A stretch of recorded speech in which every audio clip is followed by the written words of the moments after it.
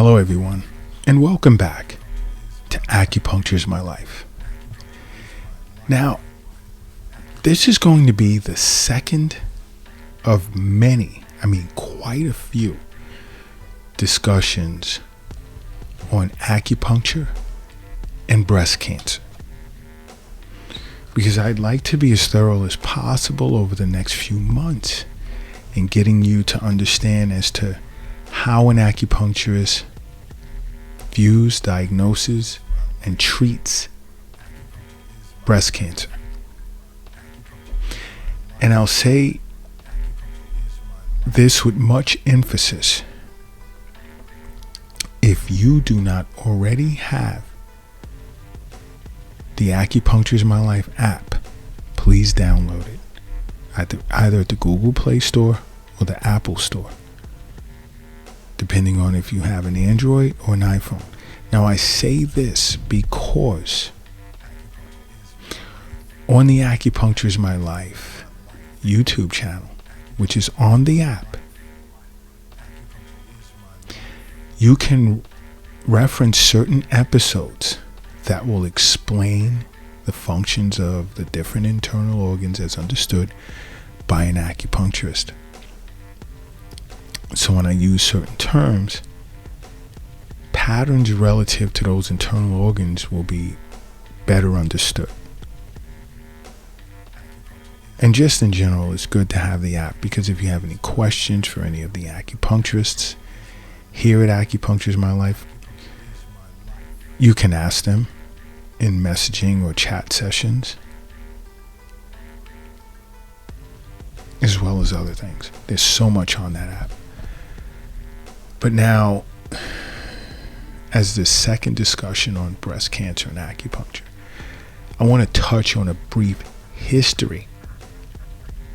Not even so much as history, but on acupuncture and the understanding of cancer. You see, acupuncture as a healing art has been around for centuries, and it's deeply entrenched in the understanding of qi, which serves as a life force for all living things as well as non-living things. But I'll more so say living things. You see, acupuncture has an intense connection with the natural laws of the universe. And this is important to remember, because many individuals today, they have no clue as to what natural laws are, although these laws play an important part in our overall health as well as healing. See, it's important that acupuncturists abide by these laws. It's as individuals, when we violate these natural laws, which are considered the laws of the universe, is when we begin to grow ill and disease then begins to develop.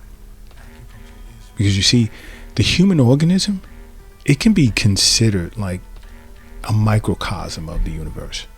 Although we follow our own unique natural rules, which represents, of course, our uniqueness as humans. Because to an acupuncturist, everyone is unique. No one is alike, and you're never treated as such when an acupuncturist is treating you to resolve disorders, disease, pain, whatever. But we must follow the rules of the universe as individuals in order to maintain proper health. Now, let's say an example of abiding by, let's say, the laws of nature, or should I say natural laws for purposes of consistency. Let's look at the different seasons and the energies that emanate from these seasons relative to the internal organs in which they're related to. See, each of these seasons tend to affect and control the internal organ in which they're related to. For instance, let's say our lungs correspond with fall as a season. Our kidneys correspond with winter. Our liver corresponds with spring. Our heart corresponds with summer. Our spleen corresponds with late summer. Now, in understanding that, or being made aware of that. I want to give you an example. Let's look at spring as a season and its relationship with the liver. Okay? You see, if your liver is in disharmony with the natural laws of that person's body, when spring season comes, that individual would more than likely, let's say, experience excessive headaches, excessive feelings of anger, high blood pressure, problems with their tendons, mood swings, as well as digestive issues. Now, just to do a self-check, just pay attention to yourself during fall, winter, summer, right? Let's see if you're experiencing liver issues as a result of like drinking too much alcohol or some type of liver disorder. When spring comes, if you can remember, or if you want to pay attention going forward, see if you're experiencing like bouts with headaches, anger spells, your blood pressure tends to be high during the following spring. Are you experiencing digestive issues, mood swings? You see, acupuncturists are aware of this. But you know what? I want to stay on digestive issues for a second, because to speak of digestive issues in this example I just made, this can be considered a case of one's liver overacting on their stomach. When the liver is just becomes imbalanced, it affects the stomach. It can affect the stomach.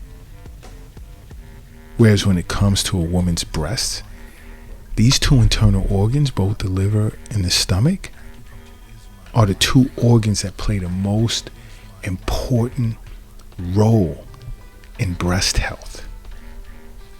Now things are going to start getting a little deeper. So keep in mind what I just stated. Because an acupuncturist understands that if a woman is under constant, or should I say chronic, stress or anger,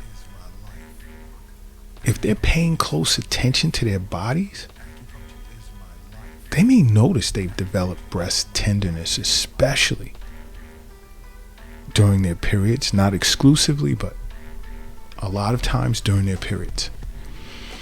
You see, these two emotions, that being stress and anger, tend to impair the natural functions of the liver, because those emotions are related to the liver. Like grief is related to the lungs, pensiveness is related to the spleen, but I'll get into those in other episodes. But stress and anger tends to impair the natural functions of the liver. And an acupuncturist understands this, and in the case of breast cancer, would look to find the root cause of this disharmony, treat it, in order to rebalance the functions of the liver as an internal organ, as well as its meridian, which is its pathway in which chi flows throughout the body. Now, an acupuncturist respects this connection as natural law. But you want to know something? Not to digress, let's look at another example. Uterine cancer. Uterine cancer, as understood by an acupuncturist, can be as a result of an emotional imbalance between happiness and anger. Another cause of uterine cancer can be as a result of the body's inability to simply adjust to the hot or cold temperatures of the environment. You see, these situations can cause chi to fall out of balance and become stagnant, thereby coagulating and forming a tumor. You see, chi stagnation and emotional imbalance are usually understood by an acupuncturist to be the root cause of cancer.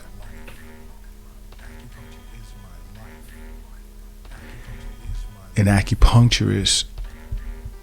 an acupuncturist, we look at the human body as well as its organ systems as one condensed form of chi, possessing a complex feedback unit which must function as a well-balanced whole in order for one to be in the state of good health. Let's consider another example. Let's say a woman is in a terrible marriage or some sort of relationship, and there's chronic depression and anger, as well as worry and nervousness. And she's dealing with these emotions on a daily basis. Now, if you haven't seen an acupuncturist in time to treat this emotional imbalance, which is why I constantly say, establish wellness visits, a wellness visit regimen with an acupuncturist, along with your annual visits with your physician. Because in a case such as this, if you haven't seen an acupuncturist in time to treat this emotional imbalance, it can result in spleen qi deficiency, which presents in the form of digestive disorders along with liver qi stagnation. Now, I know some of you are raising your eyebrows. This is why I said download the app so that you can learn more about acupuncture, and subscribe to the YouTube channel on the app so you can be notified when new episodes present. But spleen qi deficiency usually presents as digestive disorders, and it can be accompanied with liver qi stagnation. And this pattern, this combination, tends to cause like these small painless lumps to form in a woman's breast.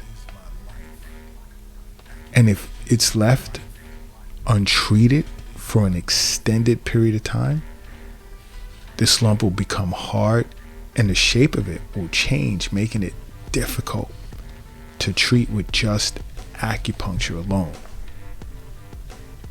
And an acupuncturist would then begin to consider recommending herbal formulas to accompany acupuncture treatments at this point.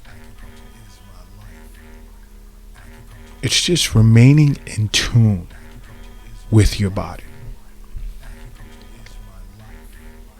It's all about balance. I speak of this so much. Yin and yang being in balance. The body can self-regulate when a person, yin and yang, is in balance within us. And this balance is not just one aspect of yin and yang. Yin and yang, and this balance is required within the internal organs, within the mind, within the spirit, the emotions, all of that. Because you see, chronic negative emotions on a daily basis tends to cause both the stomach as well as the spleen to become deficient and liver qi to stagnate, which causes the body to create internal lumps, especially in a woman's breast. Understand, and I've said this a million times, the stomach and spleen is responsible for all postnatal qi created. This is all qi created after birth. Now, this qi tends to take on different forms as it flows throughout the body, of course. But your stomach and spleen, and you know, in some ways I know people are thinking spleen stores red and recycles red blood cells and so forth. That's in Western medicine. The spleen to an acupuncturist kind of functions similar to the pancreas. This is why I said, again, download the Acupuncture is My Life app. Watch YouTube episodes. Okay? And the liver is responsible for ensuring the smooth flow of qi throughout the entire body. And liver qi can stagnate anywhere, in your intestines, the heart, the lungs, anywhere. So when liver qi stagnates and the stomach and spleen become deficient, a woman may begin to notice lumps developing in her breasts. And when this chi remains stagnant for an extended period of time, cancerous tumors tend to form, creating imbalances within major internal organs, which is not good whatsoever. That's why I'm constantly saying, see an acupuncturist or contact acupuncture in my life. It's important that you do so. It's for your overall health and well-being. Why would you want to walk around with the burden of health concerns on your shoulders day in and day out that plays into mental and emotional imbalances? You don't want that. Your annual visits with your physician, in some cases semi-annual, and regular wellness visits with an acupuncturist. Doesn't have to be every week or every other week. It can be once a month. It can be once every 6 weeks, once every season. You want to see an acupuncturist at least once every season to prepare your body for that season.